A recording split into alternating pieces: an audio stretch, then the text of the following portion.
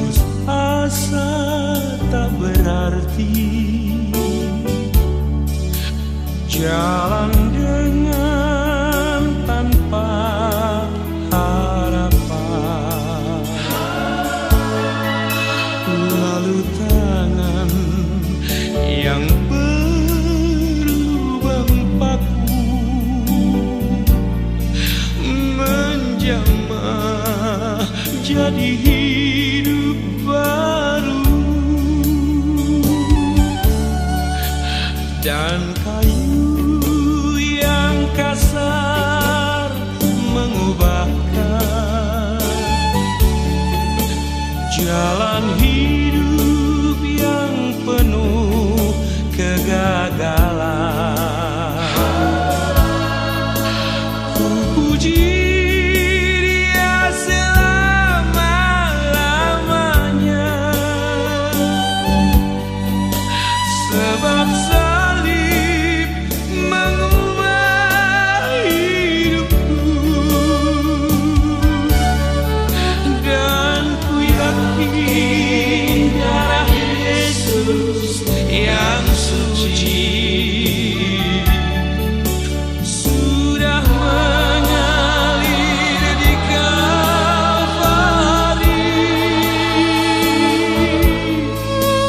Bila zaman berlalu, dunia mendebu, ku tetap pegang salib itu.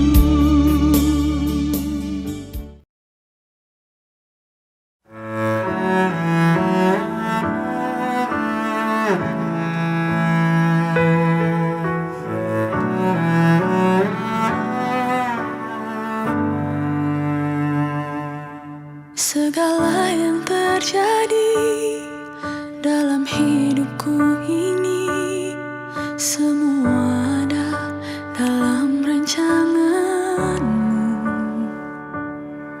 Lewati hari-hari, ku tahu tak sendiri, ada Kau Tuhan yang selalu sertaku. Ku percaya, ku percaya, mujizat-Mu masih ada dalam hidupku. Ku percaya, ku percaya, tiada yang mustahil bagi-Mu.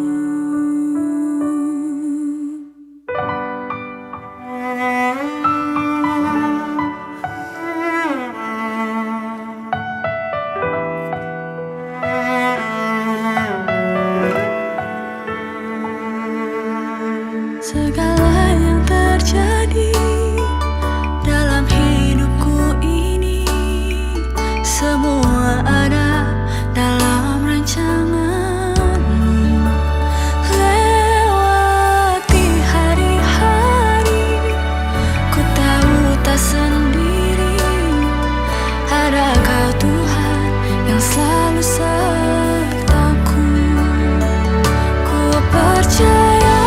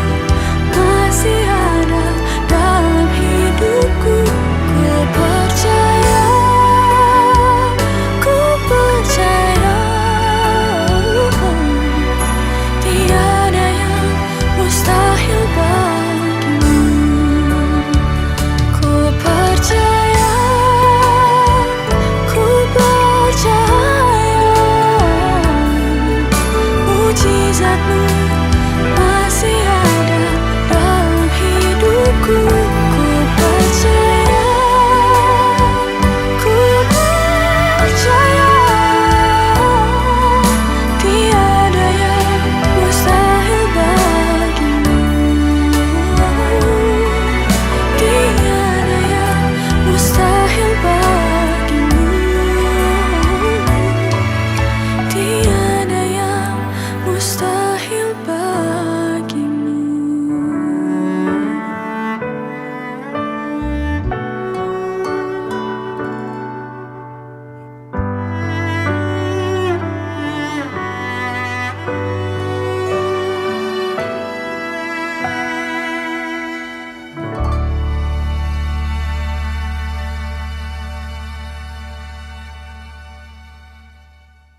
Di dalam Lukas pasal 23 ayat 13 sampai 32 diceritakan bahwa pada waktu itu ada 2 orang pengikut Yesus yang sedang berjalan ke sebuah desa bernama Emmaus.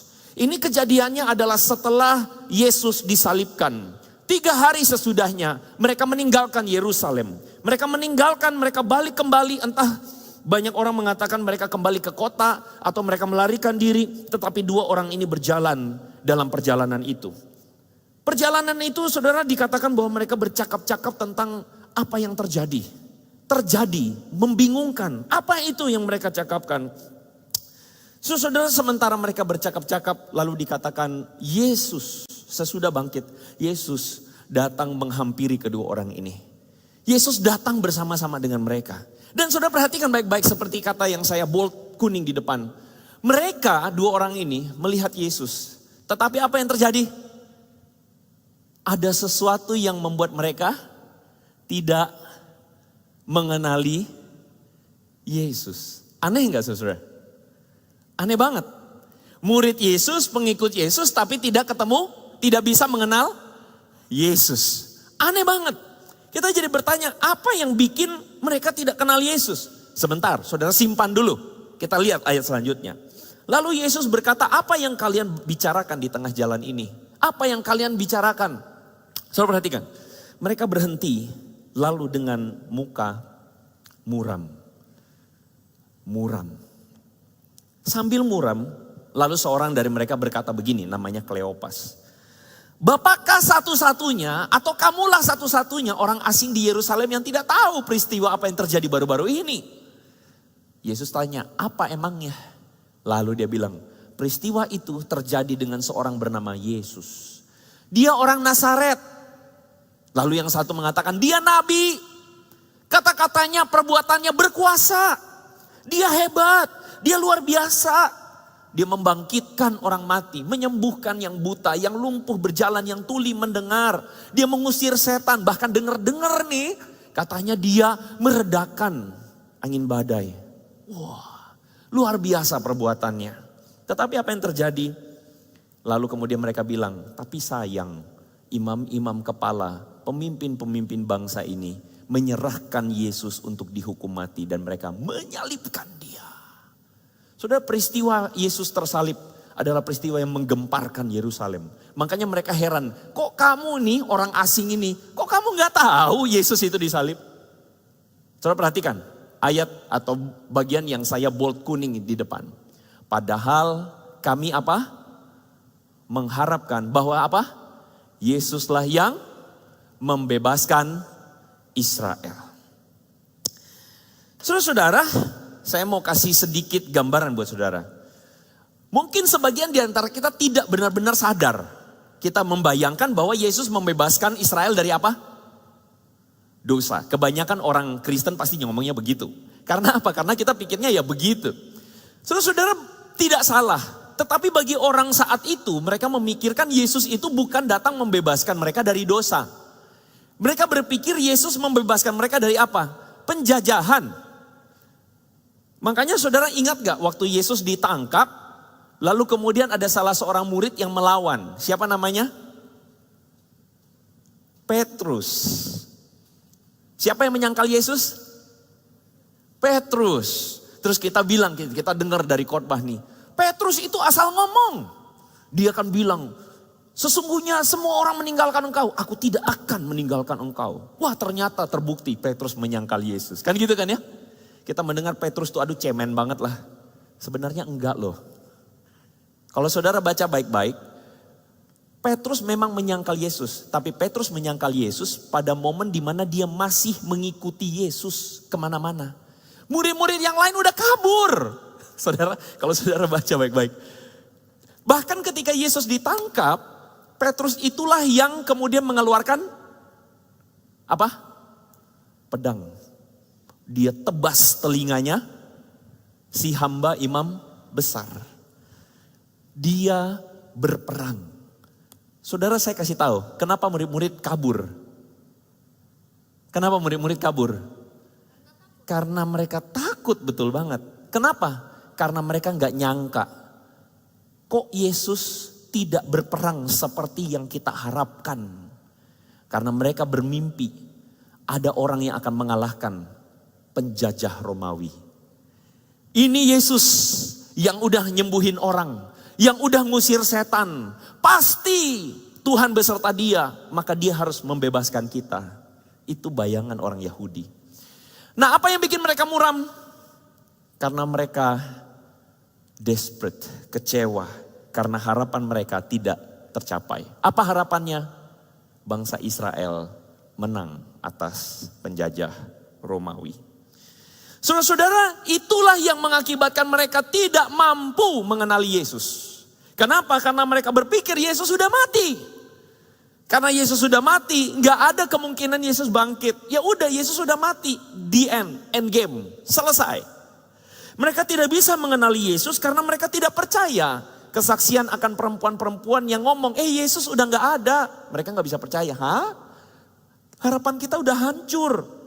Dan mereka nggak bisa kenal Yesus karena Yesus sengaja belum mengenalkan dirinya. Saudara, dalam bagian ini kita menemukan ada kisah dua orang yang muram. Dalam perjalanan yang tidak tahu berjalan kemana. Dan mereka benar-benar muram. Mereka percaya nggak bahwa Yesus itu berkuasa? Halo? Mereka percaya banget.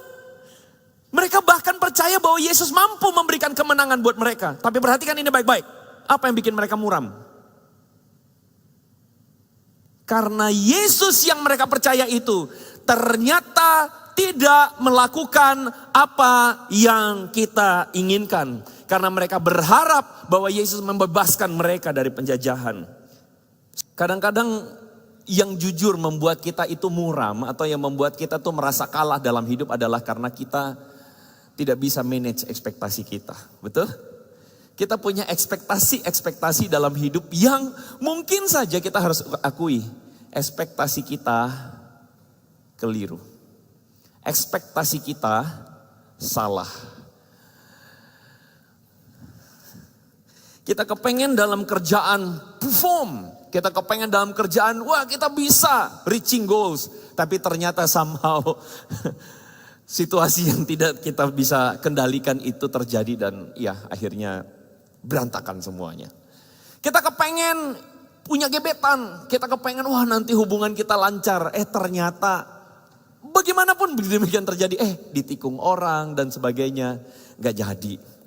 Kita punya pacar diselingkuhin, ya kan? Emang hidup itu gak fair, ya. Kita punya harapan nanti sekolah begini, nanti begitu, nanti begini, nanti begitu. Terjadi begitu banyak hal dalam hidup. Ekspektasi kita tinggi. Tetapi seringkali yang kita hadapin adalah kita digebukin sama realita hidup. Ya kan? Akhirnya apa? Kita menjadi orang-orang yang berjumpa dengan kemuraman demi kemuraman. So I would like to say slow bro, slow. Kenapa? Karena you are not alone. Kamu gak sendirian. Karena apa yang terjadi dengan dua orang itu sama. Dua orang yang berjalan menuju Emmaus itu mengalami apa yang mereka hadapi dengan apa yang mereka namakan kegagalan. Mereka mengatakan padahal kami ini mengharap Yesus. Mengharap dia berkuasa, dia Tuhan. Whatever you want to say. Dia itu adalah orang yang mengeredakan angin badai. Dia itu mampu mengusir setan. Dia melakukan banyak hal. Kami berharap dia membebaskan Israel. Tapi terjadinya apa? Udah 3 hari harapan kami pupus. Harapan kami hancur. Kami tidak mendapatkan apa-apa. Menarik ya? Menarik ya? Saudara mungkin mengalami apa yang mereka hadapi hari ini dalam konteksmu. Nah firman Tuhan mengatakan disitulah Yesus ngomong sama mereka. Kalian tuh bodoh kata Yesus. Kalian terlalu lamban. Kalian tidak percaya semua yang dikatakan para nabi. Bukankah Raja Penyelamat atau Mesias harus mengalami dahulu penderitaan baru mencapai kemuliaannya? Yesus bilang sama mereka. Lalu kemudian Yesus menerangkan kepada mereka seluruh isi kitab suci dan sebagainya. Lalu kemudian disitulah dikatakan tentang dia. Saudara pertanyaan kita apa berita Injil yang Yesus terangkan? Atau apa yang sebenarnya Yesus kasih tahu sama mereka? Saya mengambil sebagian perkataan Yesus dalam Matius pasal 16 ayat 24 dan 25. Kita baca bagian ini sama-sama saudara-saudara. 1, 2, 3. Lalu Yesus berkata kepada murid-muridnya, setiap orang yang mau mengikut aku, dia harus menyangkal dirinya, memikul salibnya dan mengikut aku. Karena barang siapa mau menyelamatkan nyawanya, dia kehilangan nyawanya. Tapi barang siapa kehilangan nyawanya karena aku, ia akan memperolehnya. Yesus mengatakan apa? Yesus mengatakan, barang siapa mau mengikut aku, Yesus bilang harus menyangkal diri, memikul salib dan mengikut aku. Nah teman-teman, banyak orang bertanya-tanya, kenapa sih Yesus mesti disalib? Kenapa Yesus mesti disalib? Yesus disalibkan untuk menunjukkan kepada kita bahwa itulah caranya Tuhan. Apa caranya Tuhan? Saya tidak ngomong tentang apa, tapi saya lagi ngomong tentang Yesus lagi bilang bagaimana engkau mengalami kemenangan. Dunia kita adalah dunia yang menggunakan cara apa? Cara kekerasan untuk merebut kemenangan, betul?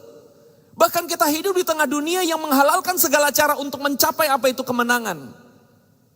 Kita hidup di tengah dunia di mana kalau kamu mendapatkan kemenangan, senggol orang, kick orang, lakukan segala cara untuk capai apa yang kamu mau. Dunia kita sistemnya tuh begitu. Dunia kita semuanya orang ingin mencapai yang namanya teratas. Posisi paling tinggi, keuangan paling banyak, pasangan paling ganteng, paling cantik. Dunia kita adalah dunia yang mau naik ke atas dan melakukan segala cara. Tapi perhatikan baik-baik apa yang Yesus bilang dalam Matius pasal 6 ini. Yesus bilang apa? Karena barang siapa mau menyelamatkan nyawanya, kehilangan nyawanya. Tapi barang siapa kehilangan nyawanya karena aku, ia memperolehnya. Yesus justru kasih berita yang berbeda dari apa yang dunia bilang. Banyak orang berpikir kalau kita punya Tuhan yang hebat, maka kita akan hebat. Betul? Makanya kan ada lagu, lebih dari pemenang dalam segala perkara. Amin.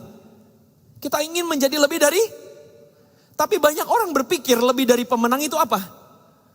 Kalau orang dapat cuan 1 juta, maka saya dapat cuan 10 juta. Haleluya. Betul nggak?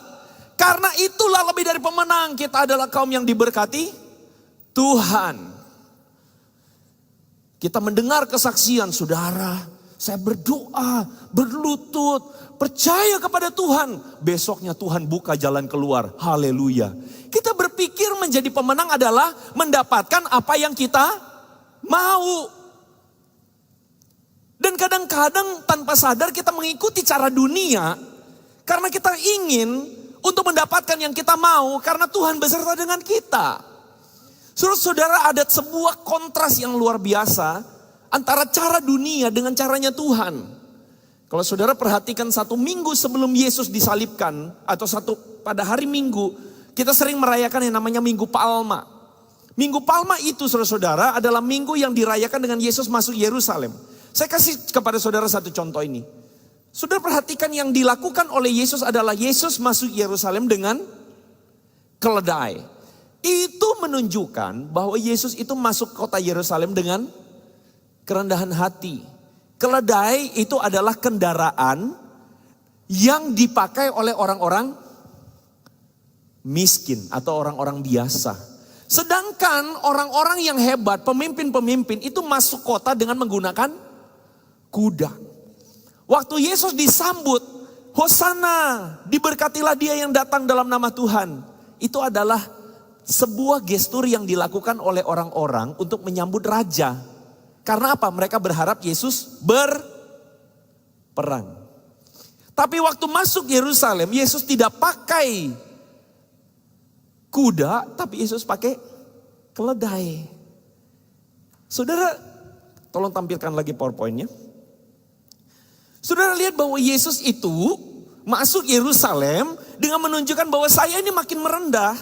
Tetapi orang dunia masuk sebuah kota dengan makin meninggi.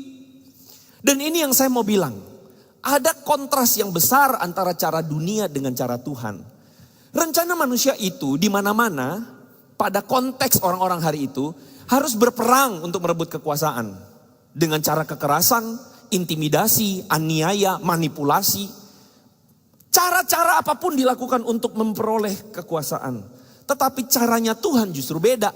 Caranya Tuhan adalah merendahkan dirinya. Perhatikan ini. supaya manusia tersadar akan kesombongan, keangkuhan, kefanaan. Caranya dunia dengan caranya Tuhan itu beda banget. Yesus lagi tunjukin sama dua orang yang berjalan ke Emmaus. Kamu sadar gak sih bahwa sebenarnya yang kulakukan itu adalah merendahkan diri? Kamu sadar gak sih Mesias yang dijanjikan itu bukan untuk berperang demi keinginanmu? Kamu sadar gak sih Mesias yang dijanjikan itu justru merendahkan dirinya dan menurunkan dirinya. Kembali ke PowerPoint saya. Saudara-saudara, hari itu banyak orang berpikir harus menjadi pemimpin seperti yang di sebelah kiri, bukan di sebelah kanan. Sama halnya dengan hari ini. Banyak orang berpikir kalau saya anak muda, kapan saya sukses? Kalau saya bisa kayak begini, betul nggak? Keren nggak? Keren banget. Bisa mejeng dengan Jeep Rubicon, asik. Mau ngapain aja? Bisa. Karena inilah hidup, ini yang harus saya capai, betul nggak? Bayangkan saudara datang ke rumah gebetan, asik. Supaya dihargain sama calon mertua harus pakai Rubicon dong. Satu kali dalam pelayanan saudara, saya ketemu dengan seorang anak remaja yang merongrong orang tuanya. Aduh Pak, pusing saya. Ini dia nih minta dibeliin Mercedes Benz. Wah, kenapa? Gini ceritanya, saya ceritain. Jadi dia pakai Honda Jazz. Datang ke rumah pacarnya. Waktu dia datang ke rumah pacarnya, kebetulan pacarnya, cicinya itu diapelin sama pacarnya yang lain. Pacarnya yang lain. Salah ya. Cicinya diapelin sama pacarnya, gitu. Oke? Nah cicinya ini diapelin sama pacarnya pakai CR-V. Marahlah dia. Masa saya pakai Honda Jazz? Dia pulang dia bilang, "Mah, beliin Mercedes." Kenapa? Itu datang ngapelin cicinya pacarku pakai CR-V. Dan saudara, 1 minggu, 2 minggu orang tuanya dirongrong terus supaya beli. Itulah cara dunia bukan? Saya kasih tahu, yang ngomel ini dari kecil sekolah minggu di gereja. Cara dunia bukan? Karena dunia berpikir harus makin gede. Harus makin, itu dunia. Saya kembalikan lagi, tolong kembalikan lagi ke PowerPoint. Tidak ada yang kita di antara kita yang berpikir mau ngapel pakai ini, betul nggak? Meskipun ganteng, tetap aja liatin, wah mobil biru. Kayak apa? Kayak tempat roti balak gitu loh, roti tawar gitu ya. Kotak roti tawar, kotak tisu. Saudara-saudara sadar nggak, saudara yang di depan ini, yang saudara sedang tertawakan, adalah gambaran ini. Sadar gak? Inilah Yesus. Dan Yesus melakukannya. Dan seringkali kita miss the point. Lukas pasal 24 menyadarkan kepada kita, memberitahukan kepada kita. Waktu itu Yesus duduk makan bersama-sama dengan para murid. Lalu dikatakan apa?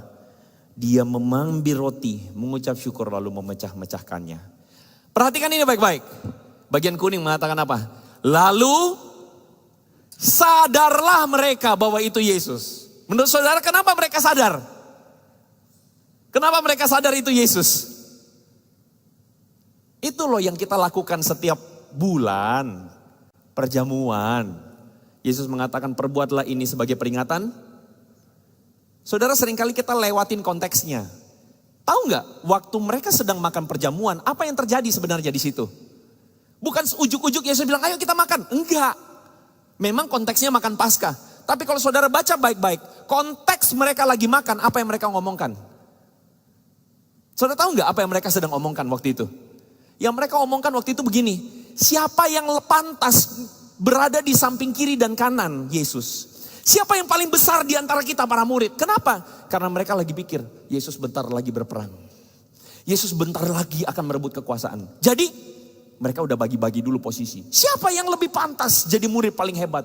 Siapa yang lebih pantas berada di samping kiri Yesus? Siapa yang berada di sebelah kanan Yesus? Mereka lagi sibuk untuk ngurusin siapa di antara kita yang paling hebat. Lalu Yesus mengambil roti. Lalu Yesus bilang begini, inilah tubuhku. Aku datang untuk menyerahkan diri. Dia pecahin. Setelah melakukannya, apa yang Yesus lakukan? Yesus mengambil tempayan lalu mencuci kaki murid-muridnya. Dan Yesus bilang, aku datang bukan untuk dilayani, tapi untuk melayani. Siapa yang terbesar di antara kamu, hendaklah melayani. Di saat manusia sedang mempertentangkan tentang kekerenan hidup. Hidup mesti begini, mesti begini, mesti begitu. Yesus datang dengan diam dan silent.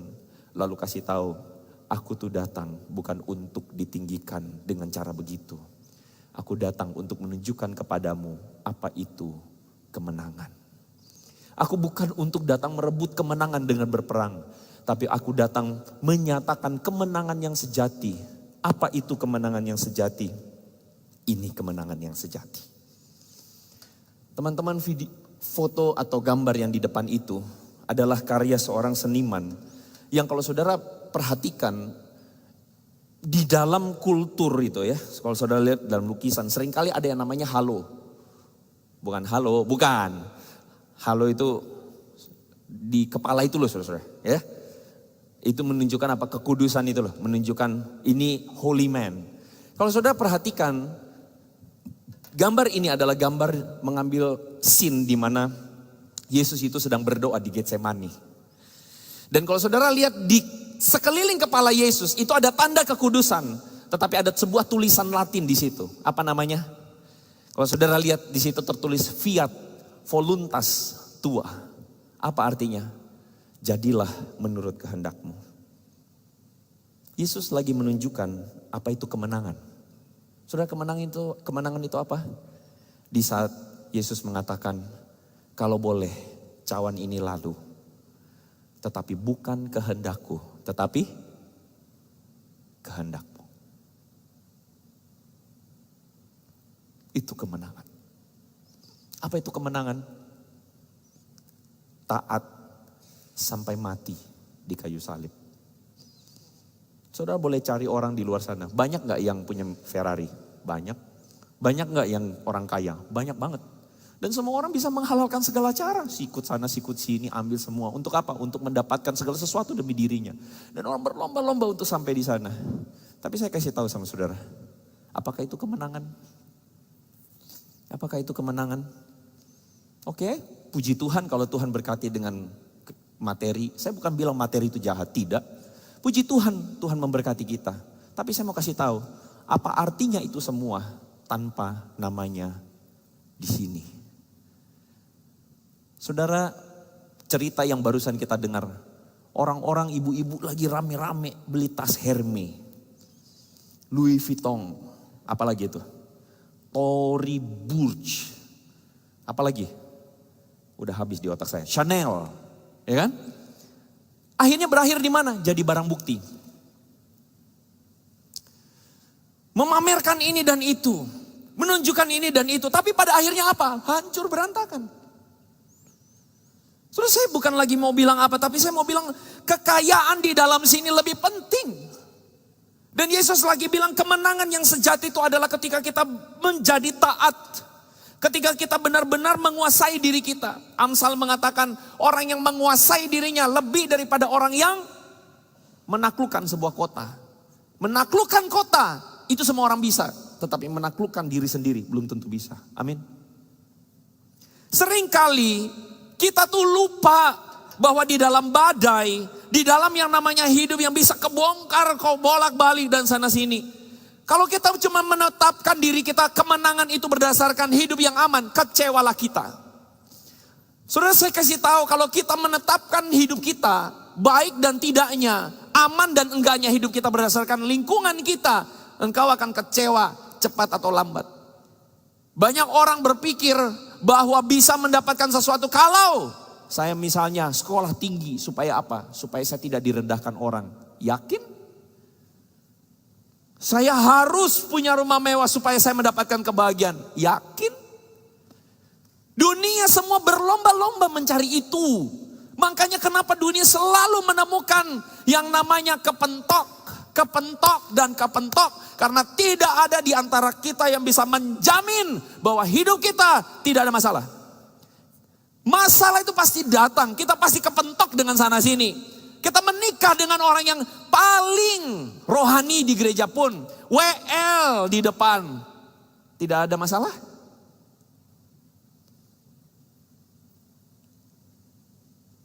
Pasti dalam hidup ada banyak hal tidak sesuai keinginan kita.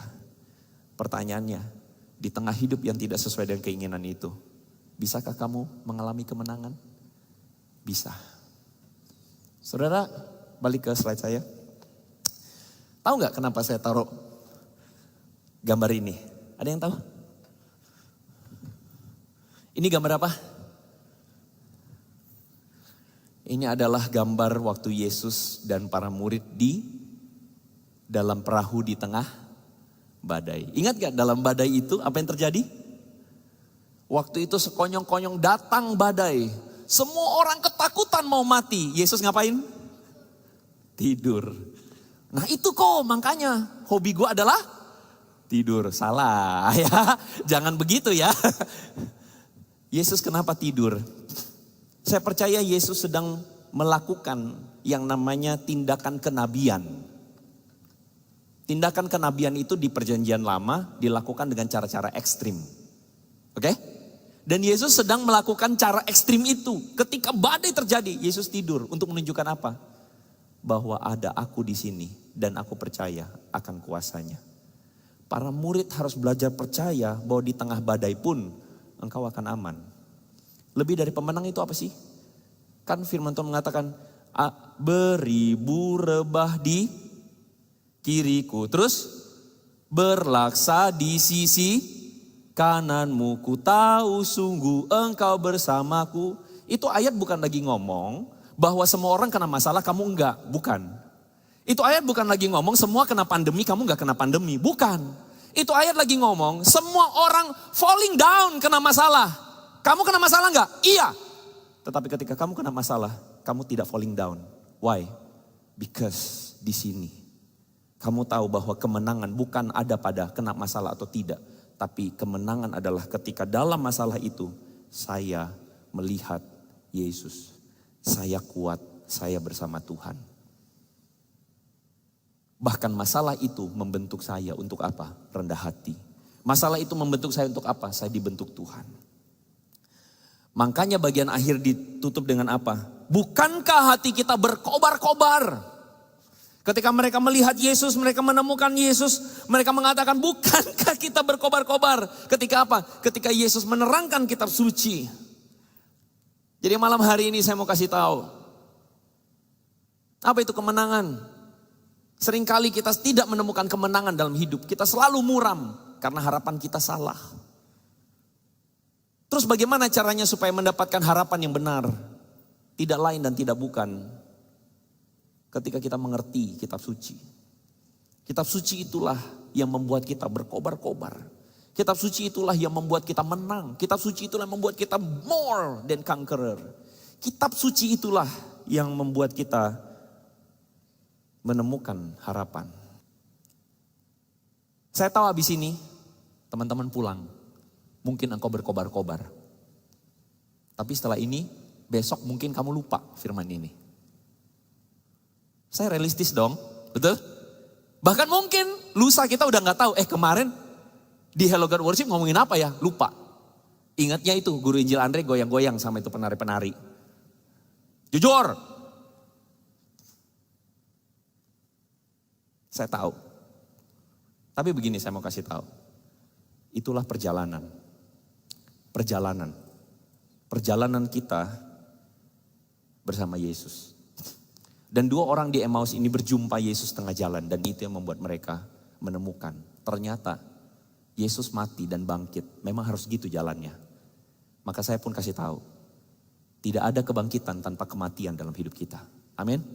Kita harus mengalami kematian demi kematian. Karena itu orang Kristen kalau ketemu masalah. kita harus punya mentalitas untuk begini. Ada kebangkitan setelah masalah ini. Amin. Setelah saya ketemu masalah ini, saya tahu ada berkat Tuhan yang indah yang Tuhan mau ajarin buat saya setelah ini. Itu mentalitas orang Kristen. Jangan takut menghadapi kematian. Jangan takut menghadapi masalah. Karena ada kebangkitan, kemenangan di dalam permasalahanmu. Saya mengajak teman-teman, lagu yang akan kita nyanyikan, kematian adalah kebangkitan. Adalah lagu kematian adalah kemenangan. Adalah lagu yang menyadarkan kita bahwa indah. Ada hal yang indah dalam kematian. Karena dari kematian itulah kita meninggalkan keakuan kita.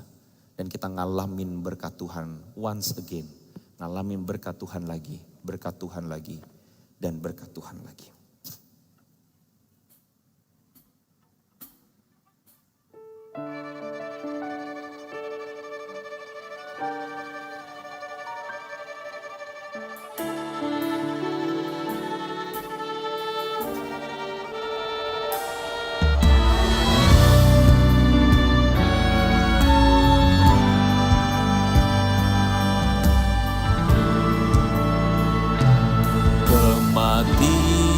Kematianmu adalah kemenangan.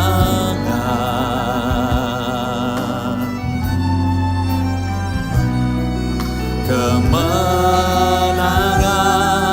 atas dosa, kuasa maut dan iblis. Kemenangan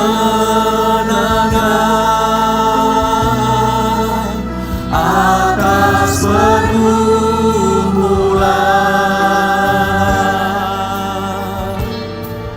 Kemenangan yang beri pengharapan.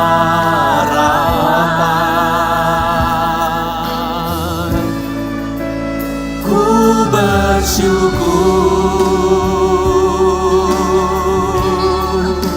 buat karya-Mu Yesus. Kau teragung, termulia dan termasyur. Memuji-Mu,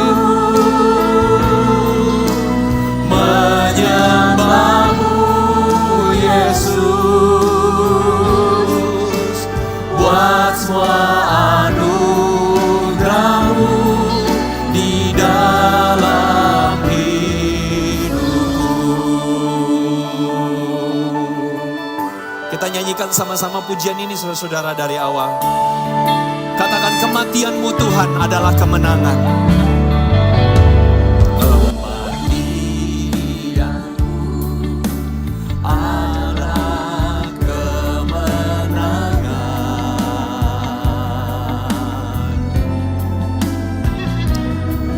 Kemenangan atas dosa, kuasa maut dan iblis. Kemenangan atas pergumulan.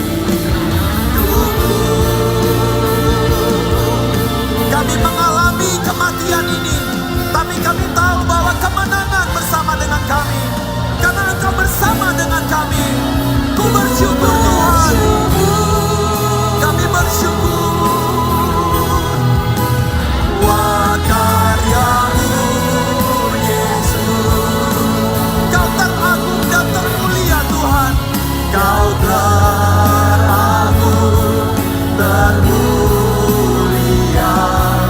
dan termasyhur. Kami memuji Engkau, kami muliakan Engkau.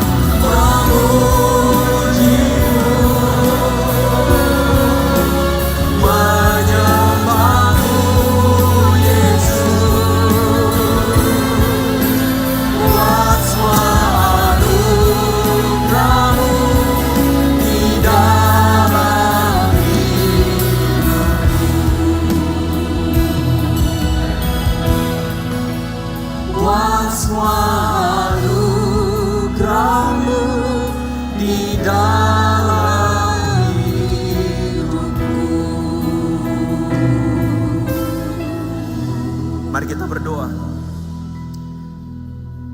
Di dalam kematian demi kematian yang kami sedang hadapi Tuhan, kami tahu bahwa kematian itu penting supaya kedagingan kami, kemanusiaan kami turut tersalib bersama-sama dengan Yesus.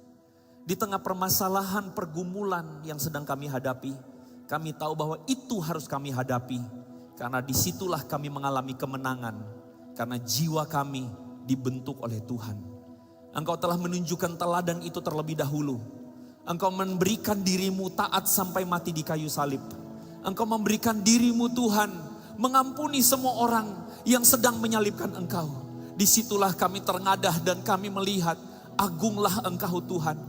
Sembari kami sadar Tuhan bahwa begitu malunya kami, bahwa kami mengira bahwa dalam hidup ini penting untuk mengejar semua pujian manusia. Penting untuk mengejar apa yang manusia cari. Penting untuk mengejar dunia ini. Tapi di sini kami sadar kemenangan yang sejati adalah ketika kita mati. Kami mati untuk dunia ini. Tetapi hidup kami Tuhan dibangkitkan bersama-sama dengan Engkau. Biarlah kemenangan ini menjadi pesan yang kami bawa pulang sampai ke rumah kami. Kemenangan ini menjadi pesan yang kami bawa pulang dalam hidup kami. Kemenangan ini menjadi pesan yang kami bawa pulang untuk studi kami, untuk pekerjaan kami, keluarga kami. Kemenangan ini menjadi bagian dalam hidup kami, karena kematian kami adalah kemenangan. Di dalam nama Tuhan Yesus yang siap menang bersama dengan Yesus, katakan sama-sama, amin. Berikan kemuliaan bagi nama Tuhan.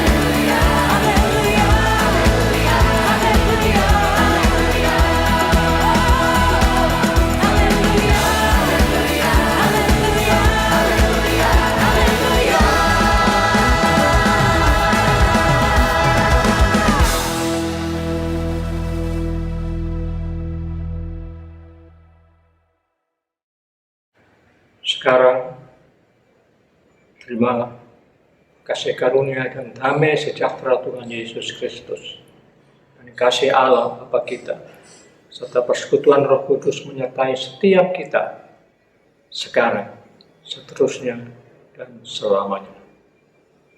Amin.